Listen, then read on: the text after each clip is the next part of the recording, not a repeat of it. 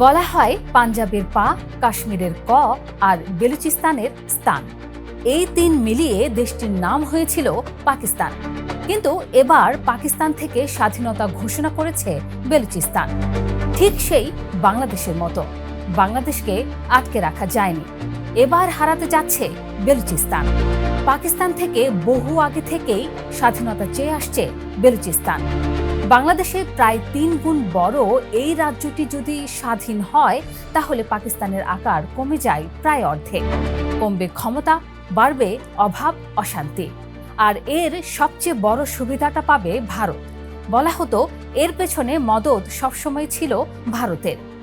ঘটনাটা কি আসলেই স্বাধীন হচ্ছে বেলুচিস্তান? সব জানবো আজকের এক্সপ্লেইনারে। সাথে আছি মৌসুমী সুলতানা।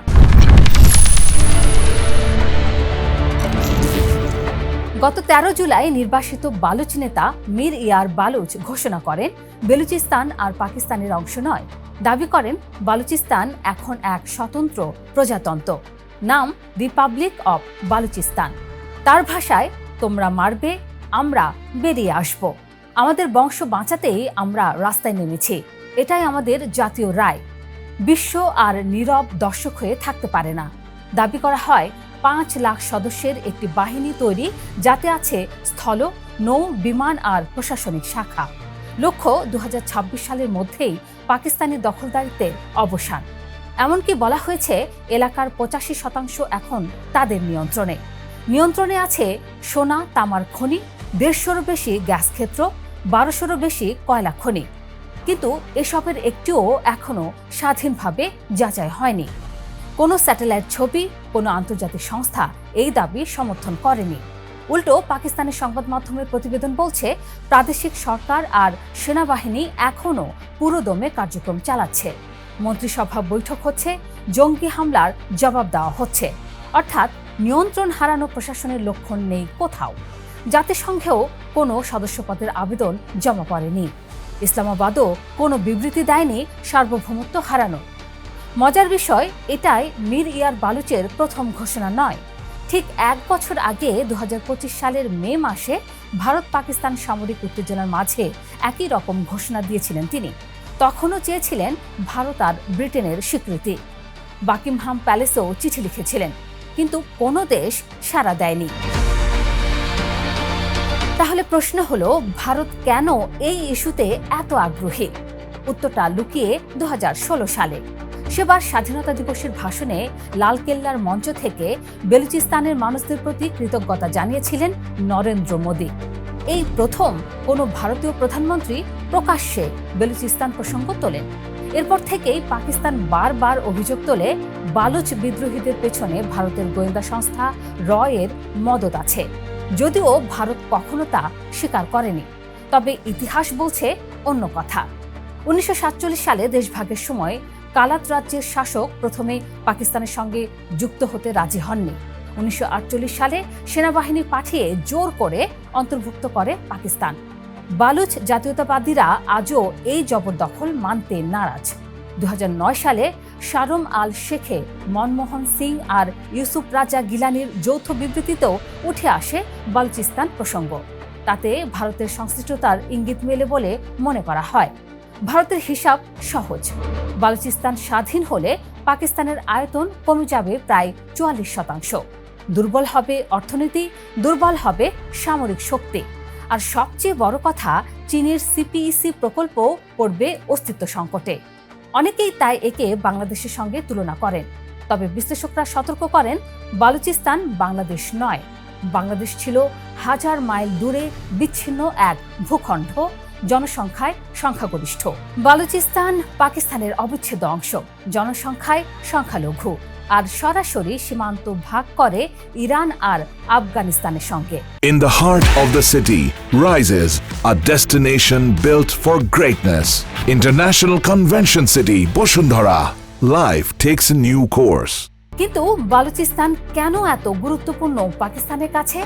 আয়তনে এটি পাকিস্তানের সবচেয়ে বড় প্রদেশ, মোট ভূখণ্ডের প্রায় ৪৪%, অথচ জনসংখ্যা সবচেয়ে কম। আর দেশটির সবচেয়ে দরিদ্র প্রদেশও এটি। এখানেই আছে কৌশলগতভাবে অত্যন্ত গুরুত্বপূর্ণ গোয়াদর বন্দর, চীনের বেল্ট অ্যান্ড রোড উদ্যোগ আর সিপিএসি করিডরের প্রাণকেন্দ্র। পাকিস্তানের মোট খনিজ সম্পদের প্রায় ৭০ থেকে ৮০% এই প্রদেশে। অথচ স্থানীয় বালুচদের অভিযোগ, এই সম্পদের ভাগ তারা পান না, সব চলে যায় কেন্দ্রীয় সরকার আর পাঞ্জাবের হাতে। এই বঞ্চনার বোধই বহু দশক ধরে জ্বালিয়ে রেখেছে বিচ্ছিন্নতাবাদী আন্দোলন। এবার আসা যাক ইরান প্রসঙ্গে। বালুচিস্তানের সীমান্ত লাগোয়া ইরানের সিস্তান বালুচিস্তান প্রদেশ প্রায় ৯০০ কিলোমিটার দীর্ঘ সীমান্ত রেখা। দুই পাশেই বাস করে একই বালুচ জাতিগোষ্ঠী, আর সীমান্তের ওপারে সক্রিয় বিএলএ আর অন্যান্য বিচ্ছিন্নতাবাদী গোষ্ঠীর ঘাঁটি। গ্রেটার বালুচিস্তান নামের এক ধারণাও এখন জনপ্রিয় হচ্ছে দুই পাশে, যেখানে দুই দেশের বালুচ অধ্যুষিত এলাকা মিলিয়ে এক ভূখণ্ডের স্বপ্ন দেখানো হয়। ২০২৪ সালে পাকিস্তান একবার ইরানের ভূখণ্ডে বিমান হামলা চালিয়েছিল বিএলএ ঘাঁটি লক্ষ্য করে। জবাবে ইরানও পাল্টা হামলা করেছিল পাকিস্তানের ভেতরে। তবে বাস্তবতা হলো, ইরান নিজেই এই অঞ্চলে বিচ্ছিন্নতাবাদী সহিংসতার জর্জরিত। নিজেদের সিস্তান বালুচিস্তানে আছে জয়স আল আদলের মতো সশস্ত্র গোষ্ঠী। ফলে ইরান প্রকাশ্যে বালুচ স্বাধীনতাকে সমর্থন করার ঝুঁকি নেবে এমন সম্ভাবনা কম।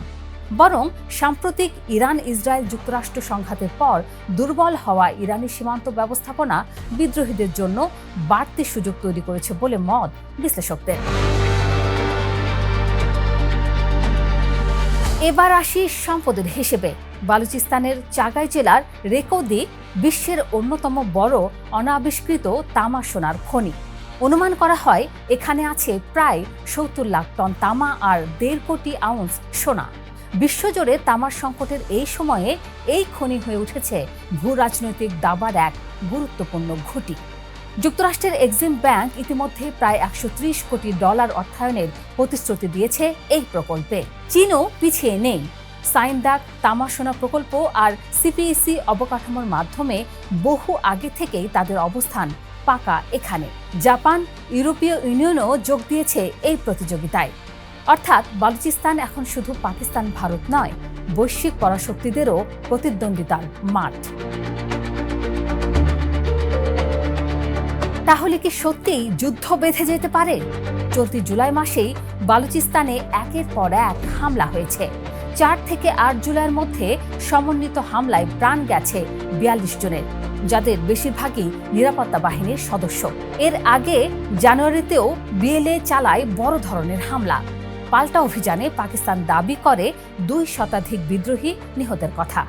তবে বিশেষজ্ঞদের মূল্যায়ন বলছে এটি এখনও একতরফা রাজনৈতিক ঘোষণা। আন্তর্জাতিক আইন অনুযায়ী কোনো ভূখণ্ডগত বা সার্বভৌম পরিবর্তন নয়।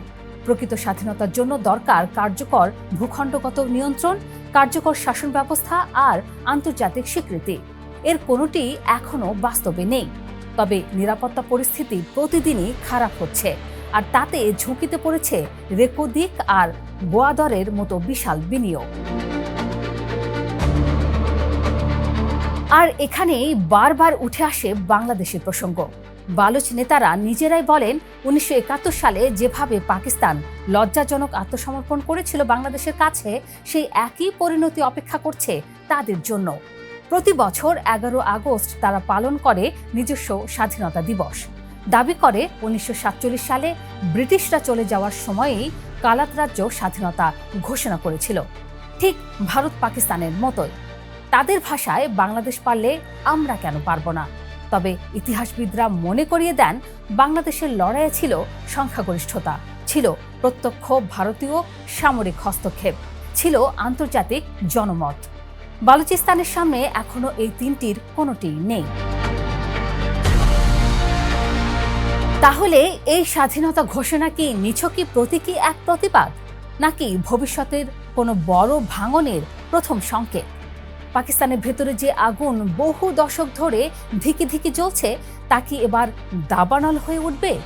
যদি বেলুচিস্তান স্বাধীনই হয়ে যায়, তাহলে দেশের সবচেয়ে গুরুত্বপূর্ণ ও বিরাট রাজ্য হারানোর মানে পাকিস্তান থেকে স্থান শব্দটার পতন। বাকি থাকে নামের অর্ধেক, অর্থাৎ পাকি।